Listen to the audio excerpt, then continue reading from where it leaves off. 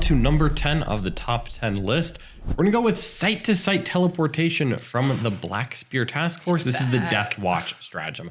Not only did they bring back this entire stratagem, this entire detachment, this entire faction from the grave, thank you Games Workshop, it's still pretty good. Site-to-site teleportation is the best in class for going back into reserves. Going back into reserves is a classic. Most of the armies that have it, it's usually one of your faction's best detachments. This rule forces your opponent to screen all game. It allows you to get into their backfield in late game, opening up all those points like behind enemy lines, established locus and whatnot. And all of a sudden, your opponent is either pinning key resources back the entire game to stop this, or at some point they just let it happen. And if you have this stratagem, you're getting behind them, you're taking away prime, you're killing resources that otherwise wouldn't die.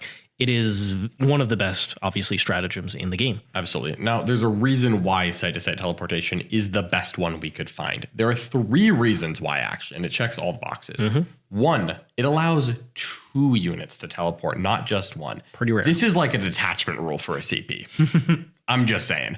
Of course, they do have to be 2 kill team units, but if you're playing Death Watch, that's usually not the biggest hoop to jump through. Yep. Number 2, it doesn't say those units have to arrive immediately. This means that you can save them for later. You can always bring something up on turn 1 and just say, yeah, I'll just leave it there until, I don't know, turn 5. Also allowing more rapid ingresses later. You know, we already mentioned that.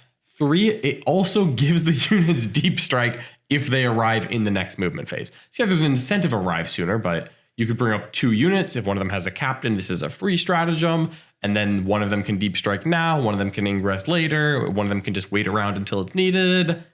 Sky's the limit.